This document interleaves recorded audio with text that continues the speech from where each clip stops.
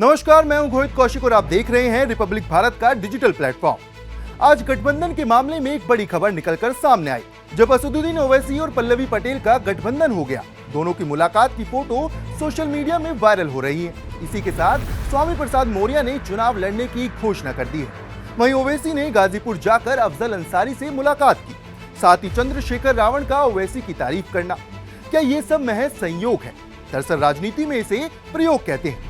लोकसभा चुनाव को लेकर अगर थर्ड फ्रंट बना तो इंडिया गठबंधन के लिए ये शुभ संकेत नहीं है। ओवैसी के नेतृत्व वाला प्रयोग हिट हो या फिर फ्लॉप, लेकिन यूपी की राजनीति में इससे अचानक से हलचल मच गई है। असदुद्दीन ओवैसी की एंट्री के साथ ही अखिलेश यादव के लिए खतरे की घंटी बज गई है। यूपी में पहले राउंड के चुनाव के लिए नामांकन का समय निकल गया है। ओवैसी ने इस बार लोकसभा चुनाव में यूपी से दूर रहने की ठानी थी। वो बीएसपी से चुनावी तालमेल करना चाहते थे, जिसको लेकर उनकी पार्टी के कुछ नेताओं से बातचीत भी हुई, लेकिन मायावती तैयार नहीं हुई। इसी दौरान पल्लवी पटेल का एक संदेश आया।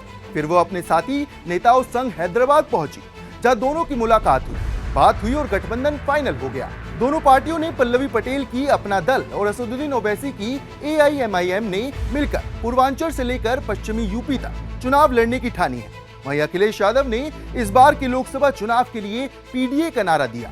उन्होंने कहा कि PDA ही NDA को हराएगा। PDA का मतलब है पिछड़े, दलित और मुस्लिम।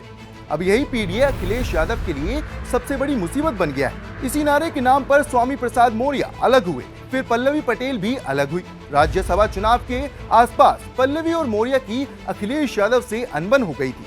दोनों नेताओं ने अखिलेश यादव पर PDA के खिलाफ काम करने का आरोप लगाया। स्वामी प्रसाद मौर्य ने समाजवादी पार्टी को गुड बाय कर दिया। उन्होंने राष्ट्रीय शोषित समाज पार्टी नाम से एक नया राजनीतिक दल बना लिया। 2 साल की दोस्ती के बाद अखिलेश यादव ने पल्लवी पटेल से भी गठबंधन तोड़ने का ऐलान कर दिया। और चंद्रशेखर रावण कभी इंडिया गठबंधन में थे, लेकिन अखिलेश यादव ने उनके लिए नगीना की लोकसभा सीट नहीं छोड़ी। वहीं जयंत चौधरी पहले ही NDA में जा चुके हैं। अब बात करते हैं इस बारे में कि क्या ओवैसी बिगाड़ सकते हैं अखिलेश का खेल। अब ये तय है कि असदुद्दीन ओवैसी फिर यूपी में अखिलेश यादव का खेल खराब करने की तैयारी में है। दोनों के बीच हमेशा से 36 का आंकड़ा रहा है।